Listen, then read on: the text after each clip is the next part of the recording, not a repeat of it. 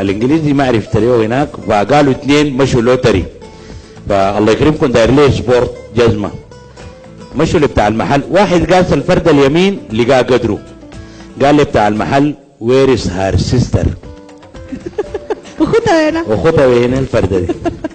يعني اتحرج كده، قال بتاع المحل سوري هيز مضى، مضى دي يعني امي ما كتب ما قرا ما. هي بتقول لي شنو؟ سبحان الله كبرنا. طيب انا ماشي ناس شهد، عندك اي احتراض؟ ليه تمشي ناس شهد يا ولي؟ بيتك مبشتر وعدتك مجدة وهنا يا اخي تمشي لشهد ليه؟ افتكر انت عارف انا ماشي اراجع الميك اب بتاعي، وافتكر اراجع الخصل دي، يا رب يسامحني في رمضان، اول حاجه واحترم لحد هنا، وافتكر معك كلام ده واضح. لا لا ما بتمشي، يعني بتمشي كيف يعني تمشي؟ شنو؟ ما بتمشي، تمشي ليه؟ كيف ما امشي؟ لا تقنعيني. قناعتي بتسمح، قناعتي بتسمح اني اقعد معك واتكلم معك، قناعتي كده.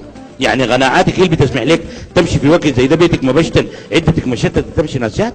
قناعتي بتسمح، ده الكلام اللي قلت لك، وفكر الكلام ده ما هرجع منه، وانا حامشي. كويس ما في مشكله.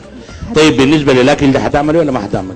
جاهز، تضرب تيك اواي زي ما زيك وما زي اي راجل في البلد دي بيجيب اكل محمد. يا اخوانا انا مالي ثلاجه مليانه جداد مليانه لحم مليانه سمك اضرب تيك اواي؟ انت عايزني انا اطبخ؟ اي ما بتطبخي ليه؟ قناعتي بتسمح لي، قناعتي بتقدر بتسمح لي، ما بتسمع لي قناعاتك نهائي. طيب يا اخي واللبس ده غير يا اخي، شنو؟ اللبس ده البس لك توب يا اخي. ده ستايل يا متخلف، ده ستايل. او ماي جاد او ماي جاد او ماي جاد، هو از ذس؟ يو نو مي؟ ده ستايل. لا يعني ما هتلبس احسن من كده نهائي. ليه؟ قناعتي. طيب انا اقول لك كلام، وريني. انت طلقانه. ليه حماده؟ قناعاتي. طيب يا جماعه حبوبات دي المشت محو الاميه. الاستاذ شابك دخل خدر طوال الدنق الراس، خرج خدر ترفع راس، ودخل خدر تدنق الراس طوال، خرج خدر ترفع راسه. جات راجعه ولدها قال لها يوم الليله ادوكوا شنو؟ قالت له هو خدر خلانا نقرا داخل ومارك فوق. يا اخوانا والله العظيم في بنات هسه مش البودره دي بسوالنا بالاسفنج ده. ايوه الوجه ذاته بقى بيتحمل الاسفنج الا بفرشه الجير دي كده. يعني واحد عفص له واحده في المواصلات عامله لها 130 كريم. 130 كريم، اقل كريم فيه ربع كيلو. عفصها هاجت لك فيه، ما دعينه قدامكم ما بتشوفوا ده شنو الثقيل ده شنو البايغ ده، هايم فيها كده مسافه. قال لا اول حاجه انا داير اقول لك كلام، انا يدي على مره ما برفعها، لكن غسل وشك ده وتعالي نتلاقى راجل لراجل. قالوا ابوه والله يشفيكم ويعافيكم، جاوا السكري ودى الدكتور في عبره قالوا يقطعوا كراعه من الركبه. قام قال يا اخوان الدكتور ده عمومي، انا ودي الاخصائيين في الخرطوم القروش فيه. جابوا الاخصائي قال لي لا اقطعها من عظم الشيطان من هنا. قال يا اخوان وقت قروش الذهب دي فيه اوديه الاردن. ودى الاردن قالوا لي اقطع الاصبع الكبير بس. قعد يضحك يتدردق بالواطه. ابوه قال لي بضحكك شنو؟ قال له والله خايف اوديك امريكا يقولوا ضفروا له. يقول لي حنكوشه. بعدين امه مرض يعني ليه؟ لانها ما بتخدم ومهنه يعني على الطوال تلقاها بالمنديل تسوي كده ديك وبتوزن حواجبين وما بعرف، عندها خصله بتمرق بالجنب اليمين والله ما قصدك ان شاء الله. لا يعني قصدي حنكوشه يعني. هي حنكوشه. فامه ما بتريدها، النسوان دائما يا اخواننا ام الولد بتتمنى البت الخدومه اللي بتغسل العده وبتعمل الطبيخ وبتجي تريحها وتخاف عليها وتمسح لها كرعينها وتسرح لها شعرها. دي مرة الولد اللي بيرضوا عليها، لكن مرة الولد تجيك بخصلة وبهناي. عزموهم فطور في رمضان، جوهم 7 وتلت، لقوا المويات واي شيء قاعد. عينت لامه كده قالت لها يا خالته ما عايزين حاجه اعملها لكم؟ قالت لها الزنيلين. تعمل شنو؟ اي شيء جايز. شيء في البيت ما شاء الله. طبعا يا اخواننا الرجل والمراه بعد يفوتوا سن ال60 الكلام ده ما بتقول له حبيبي، بتقول له مثلا حيب القسا. انا ما اعرف جاب القسا مع الحب شنو، لكن بتمشي الكلمه. ديلهم 2 في عمرهم ده جابوا لهم فرصه واحده بتاعت حج، فرصه واحده يا يقوم الراجل المراه. المراه ذكيه جدا، ما حقول ربع طابيه، لكن ذكيه جدا. مسكت لك انت يا شيله الثقيله، انت يا بشنب، انت زيك منو، مسكت لك الراجل ده كلام تلج ثقيل. قال لي علي الطلاق تقوم انت. قامت الحج وجات راجعه، شهرين ما سمع منها كلمه سمحه. قال لي انت تعالي هنا لك شهرين جايه من الحج، وين شايل الثقيله وين السمح؟ قال لي هي انا حجيت تاني ما بكذب. اللغه العربي قال لي هوي. اتلفت طبعا هوي دي لغه عالميه. قال لي اتذكرتني؟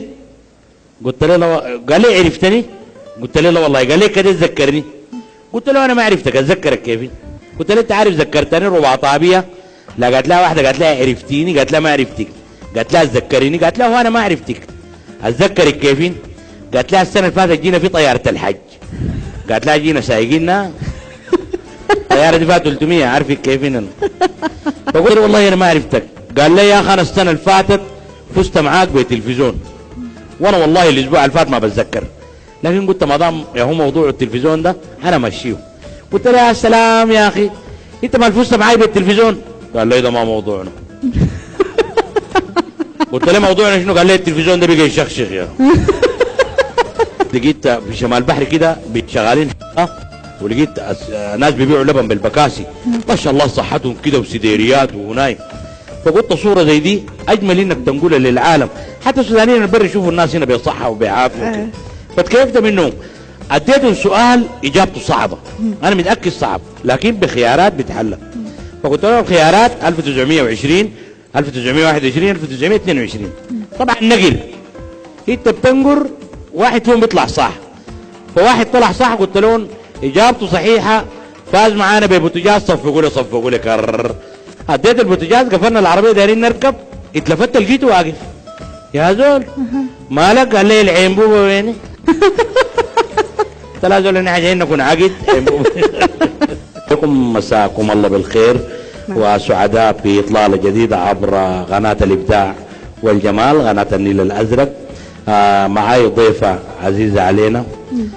هي قدمت العديد من البرامج، مذيعه من الطراز الفريد، شغل طريقه بقوه وثبات. شهاده المهندس مرحبا بك. شكرا جزيلا والله. تحيه لمحمد موسى. والله انا اول مره القى لي ضيف يحيي يقول لا العظيم ده ضيف شنو ده؟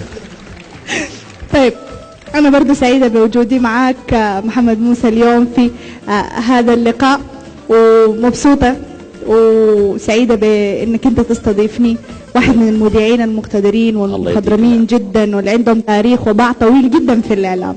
سعيدة بوجودي معك والله. الله ربنا يديك الصحة والعافية ويخليك لنا يا رب العالمين. ما قادرة غير إني أنا أضحك، حق نرجع لأدوارنا الحقيقية. طيب طبعا الجديد بيكون نكات. نحن انتهينا من برنامج قلب واحد قبل رمضان ب 15 يوم وخلصناه، وبعد ذاك النكات طبعا يعني انا يا اخواننا في ناس بيتهموني اتهام بيقولوا بحصر على النسوان كثير، وطبعا انا ما كنت بعرف حاجه الا بعد عرستها.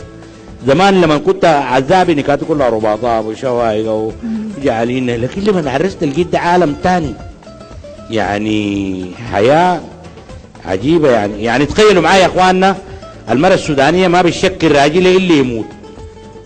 والله يعني مستحيل مرتك تقول لك انت سيد الناس وانت وجيه وانت لبيس وانت صريف. هن ذات عندهم فهم منها انه يعني بيخجلا، ومنها ما تكبر راسك. ما في نوع ما بيستوعب تقول لي انت وجيه هنا يقوم الشنط لي هنا يجيب في الزلط يقعد يشاغل ويجيب لك افواه. ففي نوع ما بيستوعبها كويس. فقالوا ده واحد المرة ماتت مارقين بالجنازة، جنازة مارقينها هي ترتاح. الليلة يا توب غتان البرد جانا، الليلة يا شبعنا وروانا الجوع جانا، الليلة يا ضرضحان الحر جانا، يا اللي بتغدينا وتعشينا تلقانا نايمين تغطينا، يا الجبل اللي ما بينطلعوا يا اللي بتاكل الضلع تلقى لما ما تاكل في الفول ده. لكن الليلة يوم الشكر اي شيء بيمرق. واحد النوع القلب رهيب ده قال يا اخوانا والله المرة دي قربت تموت ورا راجلها، جنبه واحد شفت قال لا زول تموت شنو؟ تعال معايا ناس بثبت لك، داري يسمع الكلام. جا جنبها هي بترتاح قال يا اخوانا المرة دي ما صغيرة والله الواحد يعرفها ساكنة وين يخليها تكمل العدة يتقدم لها، الكلام ده خلطانة وهي في الردح هناك. الليلة وب عليها خليتنا في الصحابة مربع 6 منزل 166 مات. بعد 3 يوم جات مرة ب3 شفع داخله. ديل منو؟ قالت لهم ديل اولاد المرحوم. المرة قالت لا مستحيل طبعا مستحيل، وانا متألمة ما تحاولي تألميني مرتين. والله 30 سنة عمره ما كذب علي. مين عرسني؟ البيت، الشغل، الجامع. دي قالت لا انا الجامع. راجل بصلي وين؟ كمان رمضان ده فيه تراويح، والله يرقد كده لمن يشرب اللابري. والعشرة الاواخر في التهجد يجي 5 صباحا. في السينما بالميكروفون الداخلي، والله دي حكى لي زول جد. المذيع قال يا اخواننا في مرة برا عامله مشكله شكله لرب السماء، الراجل قاعد جوا في السينما معاه بيت، فيا اخواننا تفاديا للمشاكل يطلع بالباب الورا. قال لك دقيقتين السينما ما لقوا فيها ولا زول. برضه له اول تقول له وين حكاك نمشي نحضر السينما سوا. ها؟ تقول له وين حكاك نمشي نحضر السينما سوا. ده منو؟ راجلة. انا قايل قلت ليه حكاك نحضر السينما. والله قالوا ده واحد يعني ربنا اراد انه عرس لي بنت مرطبه. وذاته لما قالت لي تتزوجني قال لها يا اخي اهلك ما بوافقوا كده، قالت لي لا بوافقوا. طبعا هلا نوع المثقف، النوع لو انت مقتنعه ما في مشكله يعني، بغض النظر عن عنده شنو وتفاصيله وقروشه وحاجات. عرسه وفي حياته بيعرف عيدين بس، عيد رمضان وعيد الضحيه، ثاني ما في حاجه اسمها عيد. وطبعا الخرطوم عياده كثيره يا اخوان، عيد اللوم، عيد الحب، عيد رمضان، عيد الضحيه، عيد الاب، عيد شنو، عيد شنو، 700 عيد موجودات. فقاموا ساقوا معاهم برج الفاتح راس السنه، قاعد في امان الله. الساعه 12 الكهرباء طفت مع سنه جديده، الواطه كلها ظلمت، هي قامت دنقرت فيه، قالت لي هابي نيو ييرز. قال لا والله ما اعرف، لكن شكلها قطعه عامه. المصيبه بقت في السودان وين؟ يجي زول رابط لي اما موبايلات تطش، سايق لي عربيه لاند كروزر ولا عربيه سمحه، يجي يجيب قدامك ويقول لك القروش ما كل شيء. يفترض الانسان يكون وجدانه صاحي، يفترض عليك النبي بس خلاص غنيت انت بصناقير، نحن القروش ما كل شيء. والله القروش ده اي شيء، قعدتنا هنا دي بقروش. هسه بيت البقى لما يجي زول بعربيه سمحه ومليان قروش عمته كبيره، الشاب على الماسك اللباريك يغسل للناس، يفك الابريق يرفع الفاتحه. لما يجي زول منشنش والله يشيل معاه زول ولا من الناس البكا، بس يحس بيه وقف يشوفه فوق السوائل يقول لا زول الفاتحه، يجيبوا له مويه يجيبوا له شاي. عروس عرسوها الحفله انتهت الجرتق، حجزوا لهم شقه في بحري. العريس وصل تلفونه ضرب، اصحابه جايين من مدني، اتعشيتوا قال لي قال لهم عليه الطلاق تتعشوا. قولت عليه الطلاق المرأة عيونه جنقد هنا في جبهتها. راجل بيحلف بالطلاق يوم عرسه، ده اكيد انسان ما بحس ولا بشعر، ده انسان خاوي، انسان جواه فاضي. كلام الجامعه ذاك. وريته كان عليه دي، قال لهم تجوا تقاطعوا على المؤسسه مع المزاد دار يجيبون الشقه. قال لا انا نازل، النازل جايين يتعشوا. مشى جاب لك كيلو ضام بنضوره تبش رغيف، قال لا ظبط الحله. عروس كراسي حفلتها ما رفعوين، تاري دخل المطبخ. الله. دخلت تحيش في البصل الدموع ديل 10 ما من البصل من الراجل ده.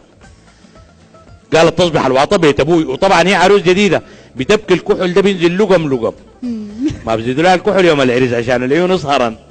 طبعا السودانيه السمحات، لانه قالوا في لبنان العروس يدخلوها الكوفير ربع ساعه بتمرق عروس، نحن بنوديها 8 صباحا نستلمها 10 بالليل، ندفع 4 مليون ونص، يجيبوا لك ماركه زي حارس المرمى ماشيه كده.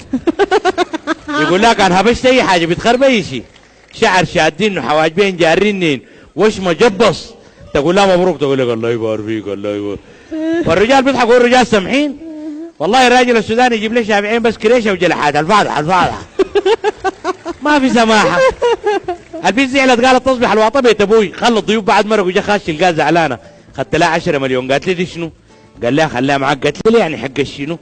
قال لا والله يكون واضح معك، اصحابي ده شارطوني قالوا لي مرتك كانت طبخت يوم عرسها بنديك 10 مليون وانت طبختي، وهنا ادوني ال 10 مليون انا ما دايره شيليها. قالت لي انا ما عملت الا الواجب.